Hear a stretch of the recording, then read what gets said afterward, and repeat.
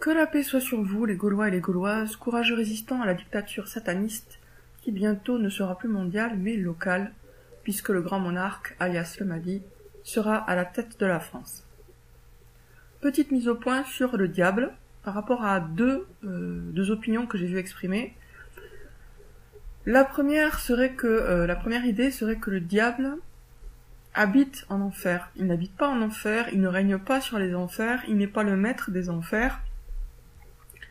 Le diable sera, comme toutes les créatures maudites, brûlé en enfer.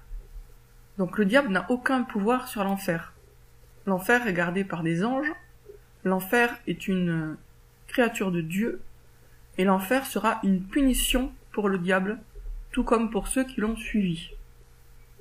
C'est important de le dire parce que, même si c'est évident pour les musulmans qui connaissent leur religion, il y a beaucoup d'images où le diable a l'air d'être très joyeux en enfer. En enfer, il ne sera pas du tout joyeux, il sera torturé.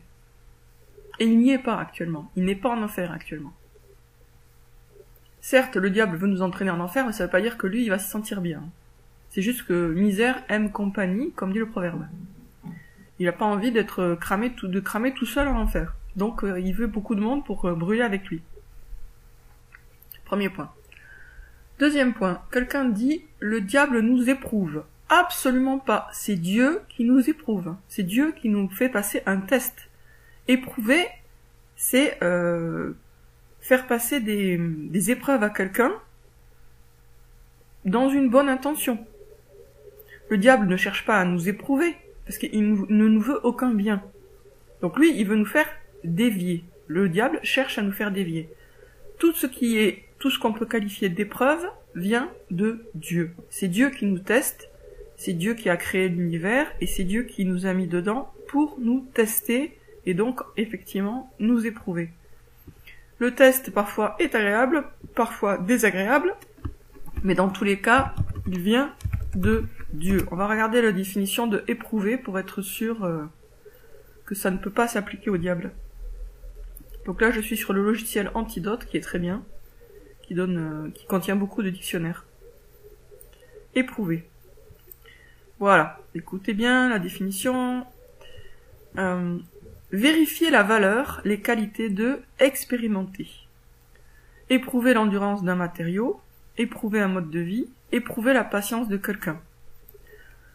Constater par la contact avec la réalité, par l'expérience. Ressentir vivement, être l'objet d'une détérioration, de dommages, mais ça c'est un sous-sens. Causer une grande souffrance, frapper d'une épreuve. Donc en fait, quand Dieu nous éprouve, effectivement, il vérifie notre valeur. Il nous met à l'épreuve. Il va voir comment on réagit face à des difficultés. Donc il y a bien le côté vérification de la valeur. Le diable ne vérifie rien du tout. Lui, il veut nous dégrader, nous corrompre et nous entraîner en enfer. Bon, c'est même pas qu'il veut nous dégrader et nous corrompre. Il veut nous entraîner en enfer. Il veut nous détourner de Dieu et nous entraîner en enfer. Donc, il ne nous éprouve pas, le diable.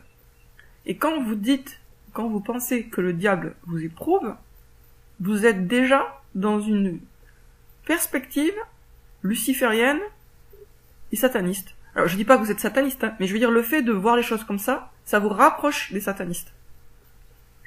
En tant que croyant, on sait que c'est Dieu qui nous met à l'épreuve. C'est Dieu qui nous éprouve. Et par exemple, si vous prenez l'histoire de Job, le diable a donné l'autorisation à Dieu de faire subir à Job des malheurs. Mais c'est quoi la conséquence? C'est que Job a gagné son test, donc c'était bien une épreuve de Dieu.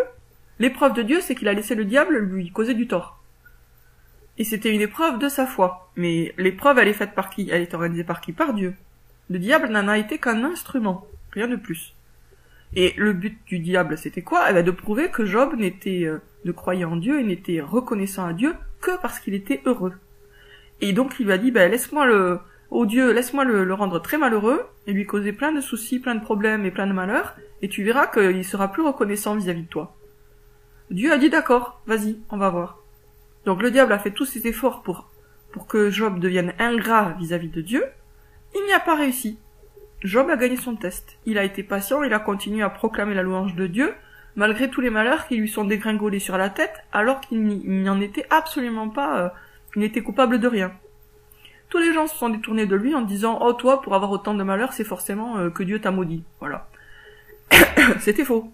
D'ailleurs, c'est important comme histoire à connaître, pour comprendre que les malheurs ne prouvent absolument pas qu'on est détesté de Dieu. Ce sont des épreuves. Job a gagné son test, et Dieu l'a récompensé ici-bas, et certainement, il le récompensera aussi dans l'au-delà. Donc le diable dans cette histoire, c'était quoi? Juste un instrument. Mais l'épreuve, c'était Dieu qui l'organisait, et Job a gagné son test vis-à-vis de Dieu. Donc ne dites pas, ne pensez pas que le diable vous éprouve. C'est Dieu qui vous éprouve. Et il peut éventuellement se servir du diable pour vous éprouver, mais c'est Dieu qui vous éprouve, personne d'autre.